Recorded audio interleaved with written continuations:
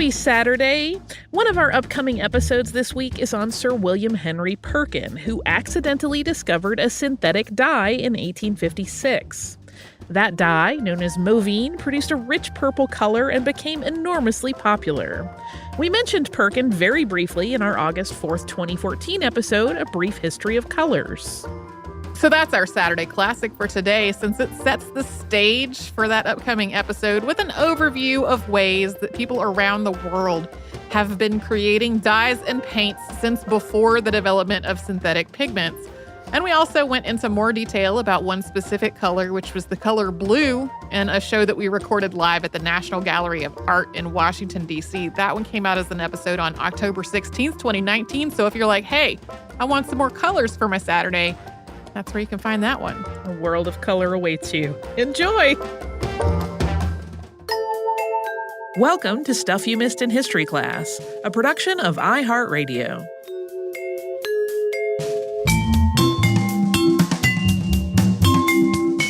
Hello and welcome to the podcast. I'm Tracy B. Wilson. And I'm Holly Fry. And we have gotten so many listener requests to talk about the history of a specific color. Most recently, it was Nicole who asked us to talk about the creation of the color mauve. And before that, we had Baruch who asked us to talk about telit, which is a blue dye that's really important in the Jewish tradition. He wrote an entire book on that one, and he sent us a review copy of it about a year ago. I'm absolutely certain we've gotten requests to talk about cochineal red and a general history of the color blue, and I think those must have been on Facebook or Twitter because I can't find them in our inbox. So, we also very recently had a listener named Havla ask if we might talk about a general history of color or of dyes, and so that's where we are today. A lot of these other specific requests that people have made of us are going to come up today, but this is sort of an overview of dyes and pigments and how we've been using them during or throughout history. Which I love because I love color and, related to textile and art and all the other beautiful things on earth. It's a nice follow-up to our recent makeup episode. Yeah. Which featured lots of color talk, so it all makes sense. So, animal, vegetable, or mineral could almost be a guessing game about pigments and dyes. People have been using all of these to try to make things prettier all the way back into prehistory.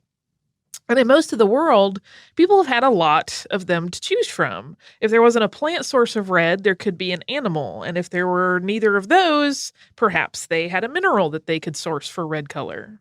So to start, ochre, which is made of iron oxide, is found abundantly all over the planet. Iron oxide itself is one of the Earth's most common minerals, and ochre is probably the thing that people used to make their clothing and surroundings more colorful before they used anything else. That was probably the first pigment. And ochre produces a range of earthy, kind of yellow-brown to red-brown colors. It was used in some of the world's oldest cave paintings, so when you imagine those, you can pretty quickly conjure what ochre looks like and what the various levels of saturation of it look like. And it was also used in textiles. We have evidence that prehistoric peoples also used it to dye animal skins. And while it's been used all over the world throughout history, in particular, the Maori of New Zealand have traditionally used ochre extensively. They've used it on their faces and hair, on their canoes and homes, and on the bones of the dead. There's also, in the yellow family, saffron, which comes from the dried stigmas of crocuses. This makes really rich yellows and oranges, and one of its most recognizable uses as a dye is in the garments of Buddhist monks.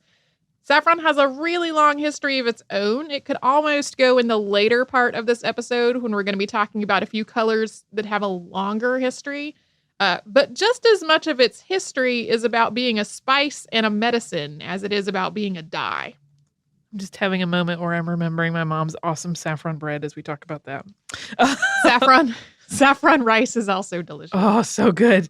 Madder root can make all kinds of shades of reds and yellows. Cinnabar, which is a sulfide mineral, has been used to make red as well, although it is unfortunately toxic. So is lead, which we also talked about in our cosmetics episode, which has also sometimes been used to make red paints. In Europe, people used woad to make blue and purple dyes for centuries. This is a plant. That changed in the 17th century when people started importing indigo, which was a superior source of dye from India. India is not the only place where indigo grows, but once it started to catch on in Europe, the British started up a number of indigo plantations in India. This made India the main source of indigo for much of Europe. And this sort of led to a cycle of demand and more demand. They would plant plantations and demand would increase and there would be more plantations and people were really working themselves to the bone on these indigo plantations. This eventually led to India's Indigo Revolt, which was an uprising by the farmers against the plantations and the European owners of the plantations in 1856 and 1857. Indigo is still used extensively today, though, especially for dyeing denim for your blue jeans. So green tones have come from lichen, fungi, and especially minerals. Copper has been a big one here, but cobalt has also been used to make some shades of green. When it comes to shades of black, there are all kinds of very common things that you can use to make paints and inks out of, including soot, ivory, and bones. But you can't really dye things with most of these because they don't stick to the fabric. For a long time, there was no true black dye. People in Europe would mostly make black fabric by dyeing it a series of other colors, which, unless it was sort of a byproduct of re-dyeing the same gown over and over as it got older, this was just time-consuming and expensive. Yeah, that's even an issue that continues today when people purchase an article of clothing or a piece of fabric and they want to dye it black. Even the commercially available dyes, what you usually get is a very dark purple. It's very tricky to get a nice saturated black. And that actually changed this sort of time-consuming, really costly approach to multiple dye layers that they were doing after Europeans started making their way to the Americas, and they actually found a tree that became known as logwood. And the heartwood of logwood is very, very dark, and a true black dye could be extracted from it. Because the primary source of logwood was traders from Spain, this dye was actually banned in England from its introduction there around 1575 all the way to 1673. Parliament claimed that logwood produced colors, quote, of a fugacious character. The Anglo-Spanish War and other tensions between England and Spain probably had a lot more to do with it than whether the dye faded quickly.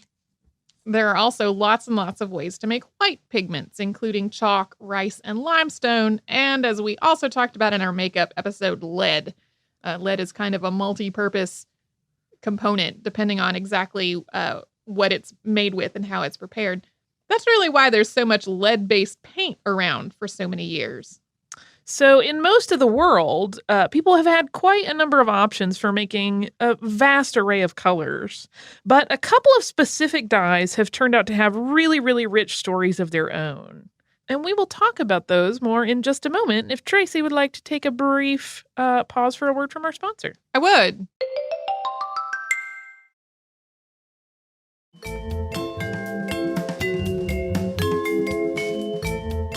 One source of red around the world has been insects. The cochineal is a scale insect that's native to Central and South America. Some people also pronounce it cochineal, and Europeans got their first glimpse of it thanks to the conquistador Hernan Cortez in the 1500s. The various species of insect used for this dye are all in the genus Dactylopius, although Cortez's soldiers called them Coccinellia cultivata. The females live on prickly pear cactuses. The wind blows them from cactus to cactus when they're still nymphs, and then as they mature, they attach themselves to the cacti. The females are harvested from the cacti and then dried, and then they are crushed and bathed in acid. And a pound of dye contains about 70,000 of these little insects. Some people, in addition to pronouncing cochineal two different ways, also use cochineal and carmine interchangeably. Other people sort of differentiate between cochineal and carmine as two shades of red. Either way, carmine is also made from these same bugs. Soon after Europeans were introduced to these insects, the Habsburgs decided to start up a cochineal business, and they started exporting cochineal back to Spain. And the cochineal trade then spread all over the world. In the 1600s, dyers started figuring out how to modify cochineal to make all kinds of other shades of red. So the demand for it skyrocketed, although occasionally it would dip a little bit thanks to various economic conditions or perhaps wars. Entrepreneurs in Europe kept trying to figure out how to move cochineal production out of the Americas because, in addition to it being pretty expensive to ship these massive loads of insects across the ocean, this was the height of piracy's golden age, which meant that ships that were carrying this red dye were always at risk in the part of the ocean that they needed to cross to get back to Spain. And although the insects themselves live in many parts of the world today, thanks to very deliberate efforts to transplant them, actually getting a usable number of them to grow somewhere else turned out to be really quite a task. Ship after ship left the Americas loaded down with plants and insects, only for something, unfortunate to befall them along the way. Either the insects would die, or their life cycle would be interrupted by the travel, or a well-meaning crew member would destroy those pesky bugs with salt water. Once the insects finally did make it to India, which was really one of the places people were hoping they could take off, it was without a crop of cacti for them to live on. They wound up surviving on a similar species that already lived in India. But even so, the Indian cochineal industry really never managed to supplant the American one. India was producing 4,000 pounds of the dye a year by 1797, but pretty much everyone in Europe thought it was vastly inferior to the dye that was coming from Central and South America. And cochineal is still used today, and one of those uses is actually food dye, which is a little bit chagraining and disturbing to people who don't like the idea of eating bugs. Unless you are allergic to them, there is no health risk in having them in your food. Yeah, I kind of look at that as one of those whenever I have a food revelation about, oh, this is actually a gross thing you've been consuming. I'm like, well, I've consumed it for years. Right. And cochineal is one of the many things that goes in that category. We also have a few fancy blues to talk about. And I think blue is your favorite color, isn't it? It is. That's not why we're talking about more than one fancy blue, though. Egyptian blue is the oldest man-made blue dye and the oldest man-made dye in general that we know of. As its name suggests, it got its start in Egypt about 3,000 years ago with the combination of lime, copper oxide, and quartz. And once these were put into a kiln in the right proportions, they were fired down to a fine powder that could be made into paints and dyes. And if you are confused because earlier we said that ochre was the oldest thing, you can pretty much make an ochre paint out of straight up ochre and something to moisten it with. And this was a much more deliberate combining of multiple ingredients to make a dye. Ultramarine has also been around for a really long time. It is made from lapis lazuli, which was primarily mined in Afghanistan. Making ultramarine from lapis lazuli was an intensely manual process. Powdered mineral would have to be repeatedly kneaded with lye to ultimately make this dye. There's some evidence that the Chinese had access to ultramarine as early as the 8th century BCE. There are some very ancient glazed beads that modern analysis has shown to have been made with ultramarine. There are also other blue pigments used in the glaze, though, so it is possible that the ultramarine was accidentally synthesized thanks to impurities in the kiln. We do know for sure that by the 6th century CE, deliberately made ultramarine inks appear in Byzantine manuscripts. Its popularity really took off during the Middle Ages in Europe, and because so much time, labor, and travel was involved in its production and distribution, it was exorbitantly expensive. This is one of the reasons it was used with very particular significance in religious artwork. The Virgin Mary often wears ultramarine blue clothing in medieval art. And the cost and expense is also why the French Society for the Encouragement of National Industry announced a prize for whoever could make a cost-effective synthetic ultramarine in 1824. And cost-effective here meant less than 300 francs per kilogram. I got into some drama about who eventually claimed that prize because there were two people who independently of one another came up with the same basic process for synthetic ultramarine. And then, as often the case, artists didn't want to use the synthetic one because they thought it wasn't as good as the real one. Hellet is a blue dye that's very important in the Jewish tradition. It was traditionally used to tie blue threads used in the tassels that are in the corners of prayer shawls. This color comes from the glands of a snail, most likely Heleplex trunculus. And at first, the color that this snail's secretions produce is kind of a brownish yellow. But if you soak cotton in a vat of it, so you sort of vat dye this cotton, and then let it air dry in the sun, it turns blue. Talent is mentioned repeatedly in the Torah, and often in the same context as precious materials like gold and silk. The dye was so religiously important that the methods for making it were a very closely guarded secret. This unfortunately meant that the knowledge of how to produce it was lost around the 7th century, as Islamic peoples moved into the Eastern Mediterranean. Modern scholars have managed to recreate how to produce this color, but there's still some debate about whether it's exactly the same as the ancient hue described in these texts. And before we talk about another dye that was definitely made from snails, will take a brief break to talk about a word from a sponsor. Stupendous.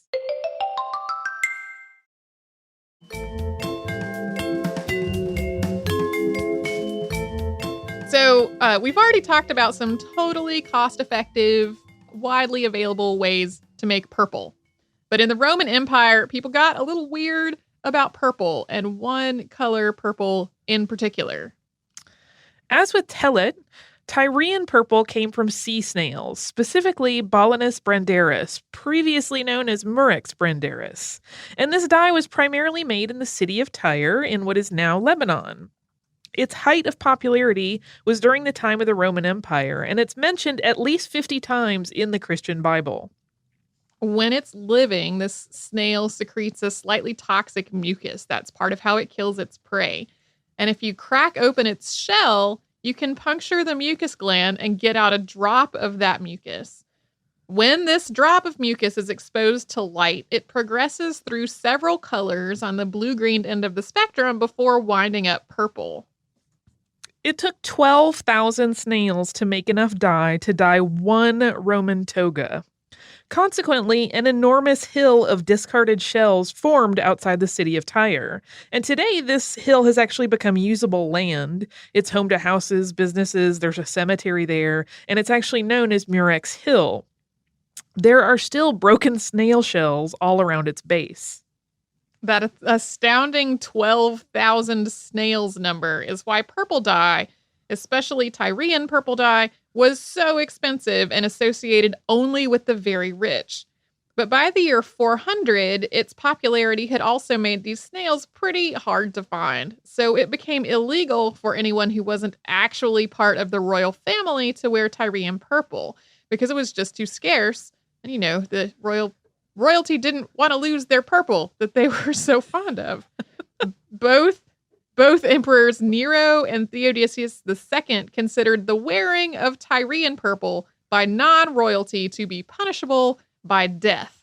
Following the end of the Roman Empire, the color fell out of favor, and people went back to the old standbys of indigo and lichen. This is one of those situations where you kind of look at what it took to make this purple, and the fact that you could make purple other ways. It's not like that was the only purple that existed. It was just the only one that was so rare that people got a little strange about how they were emotionally invested in it. Yeah, color status becomes a whole sociological, studyable thing at that point. So eventually, people figured out how to make synthetic dyes. William Henry Perkin was an English chemist who was actually trying to synthesize quinine, which we've talked about before. It's used to treat malaria, in 1856. And he stumbled across something else entirely, which was mauve dye. He was making this substance, and it was kind of black and gross looking. And then he realized, as he looked at it, that it was actually kind of a pretty color in different spaces. This came to be known as aniline purple and as mauvine, and it was the first truly synthetic dye. Perkin then used his newly discovered chemical process to set up his own dye factory. And once Queen Victoria wore a mauve dress to her daughter's wedding, which was in 1858, Europe was almost instantly caught up in mauve madness. Perkin then turned his eye to all kinds of other colors, and he ended up becoming very, very rich, but he gave most of his profits away to charity. This didn't instantly put an end to natural dyes. There are still plenty of natural dyes being used even today. Many artists and artisans really resisted the idea of using synthetic colors, and at first, aniline was also very expensive. But the availability of synthetic dyes did really change the playing field significantly when it came to color. Why spend so much time and effort farming cochineal if you can just make a pretty synthetic red that's basically the same shade? And today, colors have lost some of the connotations that they carried in earlier parts of history, especially in the industrialized world. It's pretty common knowledge that in many parts of the world, blue and purple were the colors of royalty. But today, you can get a blue sweater for the same price as a brown sweater. You don't have to pay extra for a royal purple crayon. And today, people might use the colors you wear to judge your personality or your sense of taste.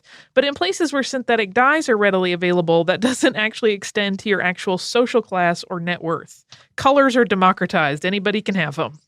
Yeah, and I read a really interesting paper that was about, people pretty much now will judge your color literacy, like whether they think the combination of colors you're wearing are tacky or too showy or something like that. But that doesn't actually translate to how much those colors cost or what your actual social status is. Yes, it'll be, to borrow from Project Runway, your taste level that's discussed and not so much your social standing.